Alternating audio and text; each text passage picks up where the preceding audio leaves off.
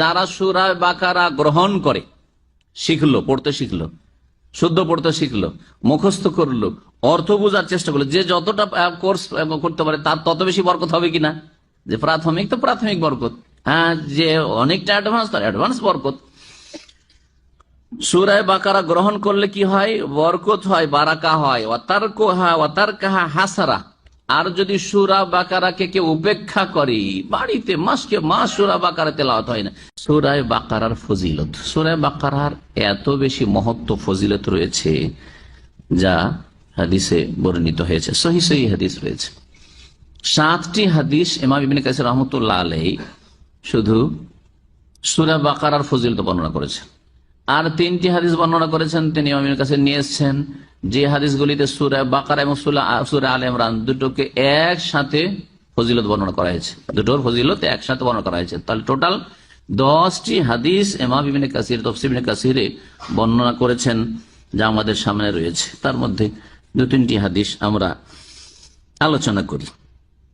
প্রথম হাদিস মুসনাদ আহমদ এবং সহিহ মুসলিমে রয়েছে, তিরমিজি, নাসাইতে রয়েছে। আবু হুরায়রা রাদিয়াল্লাহু তাআলা আনহু থেকে বর্ণিত, আন্না রাসূলুল্লাহ সাল্লাল্লাহু আলাইহি ওয়াসাল্লাম রাসূলুল্লাহ সাল্লাল্লাহু আলাইহি ওয়াসাল্লাম বলেছেন, লা তাজআলু বুয়ুতাকুম কুবুরা, তোমরা তোমাদের ঘরগুলিকে, বাড়িগুলিকে কবরে পরিণত করিও না।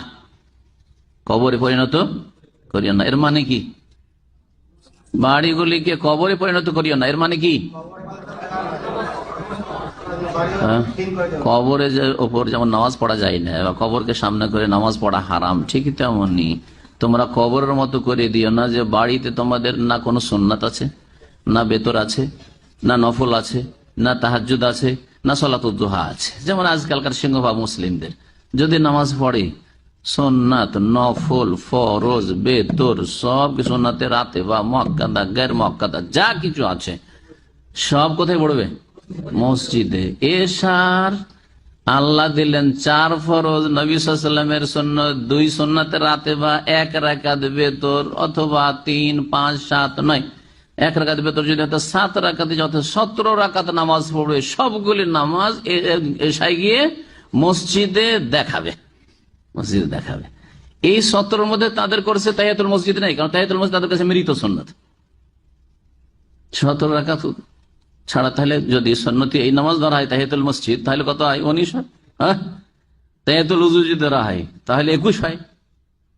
যদি কেউ এরকম করে পড়ে, এক শ্রেণীর লোকেরা ফরজ নফলে কোনো পার্থক্য করে না, নফলটাও তাদের কাছে ফরজ, মুখে বলছে নাম নফল কিন্তু বাধ্যতামূলক। এই লোকেরা নামাজ পড়ে না, মাত্র 7 রাকাত নামাজ পড়ে, হ্যাঁ, ফরজ পড়ে টান দেয়, চরম অপরাধ করে দিয়েছে।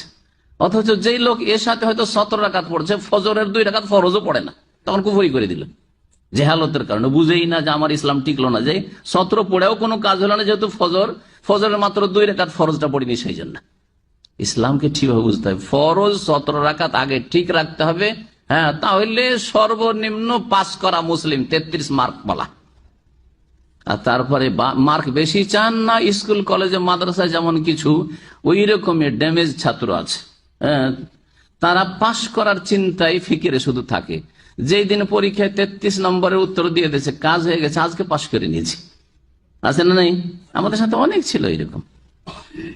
আর কিছু ছেলে আছে, হ্যাঁ, যারা 100তে যদি 1টা নম্বর কেটে যায়, সারা দিন সে বিষাবে, কষ্ট পাবে। 1-2টা নম্বর ছুটে গেছে, বা এক্সেলেন্ট হইতে পারে, মমতাজ হইতে পারেনি, সেই জন্য পেরেশানির শেষ নেই, চিন্তার শেষ নেই, হাই কি করলাম, আজকে ওর চাইতে 1 নম্বর কমে গেছে আমার। তো আপনি কোন ধরনের মুসলমান হবেন আপনি পরে বুঝেন, কিন্তু আগে কমপক্ষে আপনাকে পাশের চিন্তা রাখতে হবে। তোমরা তোমাদের বাড়িগুলিকে কবর বানায় না, মানে কবরে যাওয়ার নামাজ হয় না, তোমাদের বাড়িতে কোনো নামাজই হয় না, তাহলে তো শয়তান সেখানে বিস্তার লাভ করবে, শয়তান সেখানে ছেয়ে যাবে। তোমাদের সাথে শয়তানও বসবাস করে, তোমরাও শুইছো, শয়তানও শুইবে। তোমরা খাওয়া দাওয়া করছো, শয়তানও তোমাদের বাড়িতে খাওয়া দাওয়া করবে। হ্যাঁ, তোমরা চলাফেরা করছো, বাড়িতে উঠা বসা করছো, শয়তানও উঠা বসা করবে। সুতরাং শয়তান তোমাদের কল্যাণ চাইবে না, তোমাদের দিনের ক্ষতি করবে, ইমান আমলের ক্ষতি করবে। ফজরের সময় লম্বা ঘুমে দিয়ে দিবে যে শুয়ে থাক শুয়ে থাক, আলাইকা লাইলুন তাবির, এখন লম্বা রাত আছে, আজান তো হইলো, এখন 25-30 মিনিট পরে একামত শুরু হবে, দিবে আরেকবার লম্বা টানে ঘুমিয়ে, তাই না? এছাড়া দুনিয়ার ক্ষতি করবে, আপনার স্ত্রীর ক্ষতি করবে, আপনার ছেলেমেয়ের ক্ষতি করবে, আপনার শারীরিক ভাবে ক্ষতি করবে, মানসিক ভাবে ক্ষতিগ্রস্ত করবে।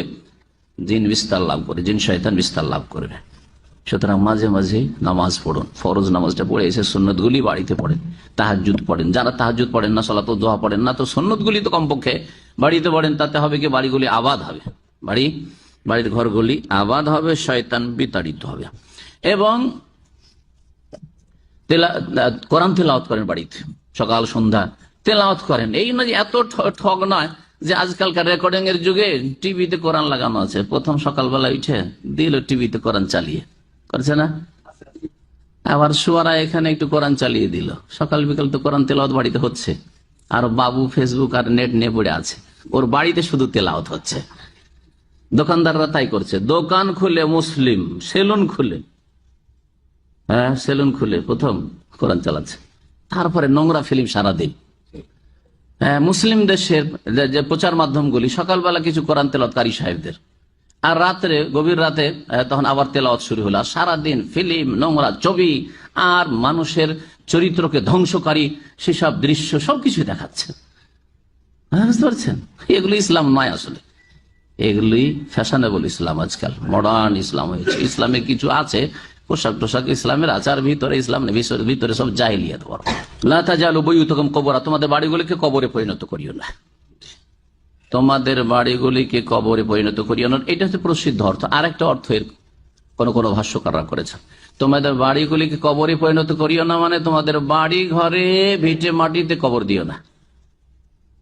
অনেকে আছেন এই বেদাতি কাজ করেন, বাপকে এত ভালোবাসে, মাকে এত ভালোবাসে, ওই গোরস্থানে কবর দিতে যাব, নিজের জমি জায়গা নেই, দিল ভিটে মাটিতে এখানে কবর।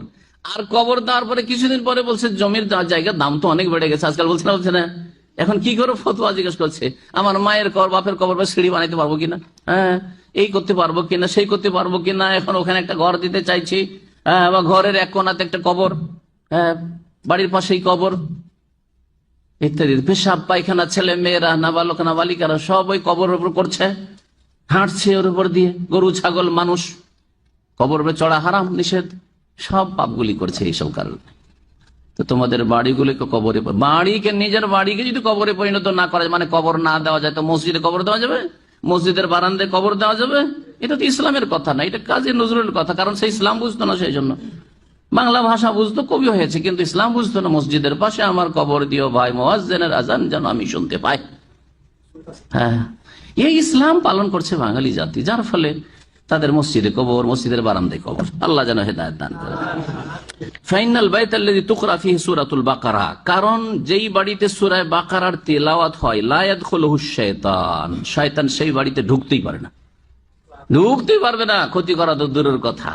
শয়তান যদি না ঢুকতে পারে, দেখেন দিন যদি আমরা অনেকে দিনের ক্ষেত্রে গরজ করি না, কিন্তু দুনিয়া কিন্তু তারা বেশি গরজ করে। যারা দিনের ক্ষেত্রে অত সচেতন না, দুনিয়ার ক্ষেত্রে খুব সচেতন, কিন্তু শরীর স্বাস্থ্য, হ্যাঁ নামাজ পড়ে না কিন্তু এক্সারসাইজ মাস্ট, সকালে 1 ঘন্টা, বিকাল 1 ঘন্টা, আছে না নাই? শরীর স্বাস্থ্যকে ঠিক রাখতে চাই। শয়তান বাড়িতে যখন ঢুকতে পারে না, সূরা বাকারা তোমরা পাঠ করলে, আর শয়তান ছাড়া সেহের, জাদু, টোনা, যেগুলোকে দেশি লোকেরা দুয়া তাবিজ বলে, হ্যাঁ ধোকা দেওয়ার জন্য, শিরকি দুয়া তাবিজ, শয়তান ছাড়া হয় না। শয়তানের সাহায্য ছাড়া কেউ বান মারতে পারে না।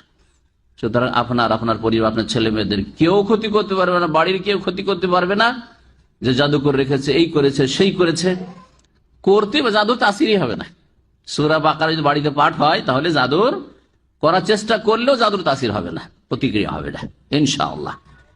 এই হচ্ছে সহিহ হাদিস, যে কোনো সূরা পাঠ করতে পারেন, কিন্তু বিশেষভাবে সূরা বাকারা এই ফজিলত। সূরা বাকারা সম্পর্কে দ্বিতীয় আরেকটি ফজিলতের হাদিস ইমাম নাসাই বর্ণনা করেছেন, তাতে বলছেন যে আব্দুল মাসউদ রাদিয়াল্লাহু তাআলা আনহু বর্ণনা করেছেন, ক্বালা রাসূলুল্লাহ সাল্লাল্লাহু আলাইহি ওয়াসাল্লাম ইন্নাশ শাইতান ইয়াফিরু মিনাল বাইতিল্লাযী ইউসমা ফি সূরাতুল বাকারা, যেই বাড়ি থেকে সূরা বাকারার ধ্বনি শোনা হয়, তেলাওয়াত শোনা হয়, সেই বাড়ি থেকে শয়তান পলায়ন করে, শয়তান পালিয়ে যায়।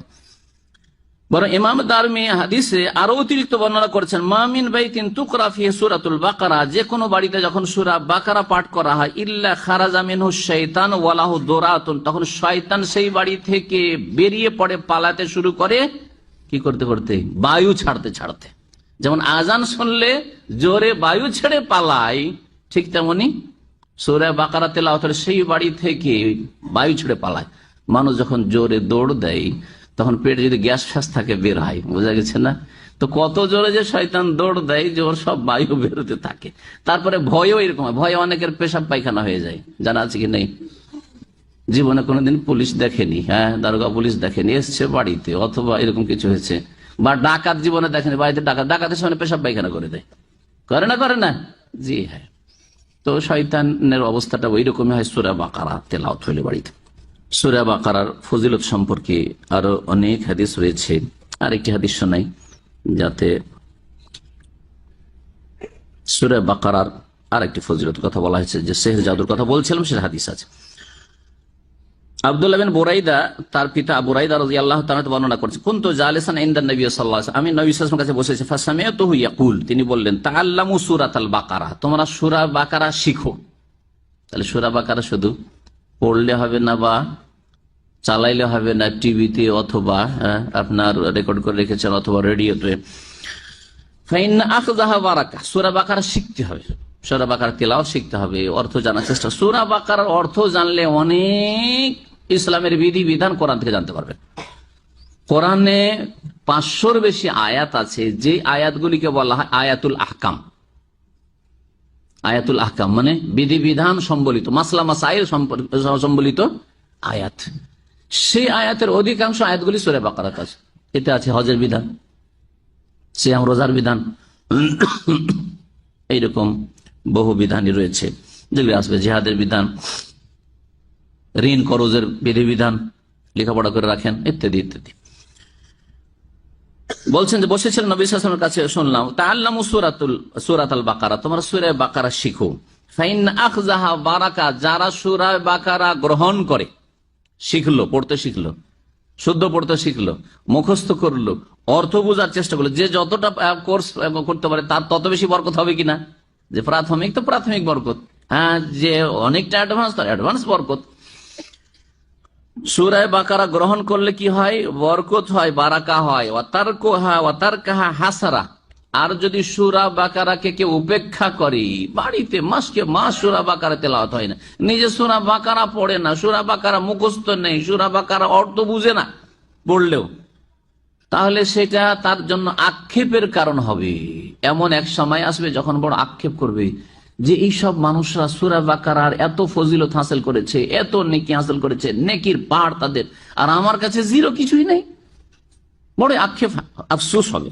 ওয়ালা তাস্তাতিউহাল আল বাতালা, এবং সূরা বাকারার সামনে জাদুকররা টিকতে পারবে না। আল বাতালা মানে আস-সাহারা, বাতিলপন্থী, বাতিলপন্থী জাদুকর যারা, তারা সূরা বাকারার সামনে টিকতে পারবে না।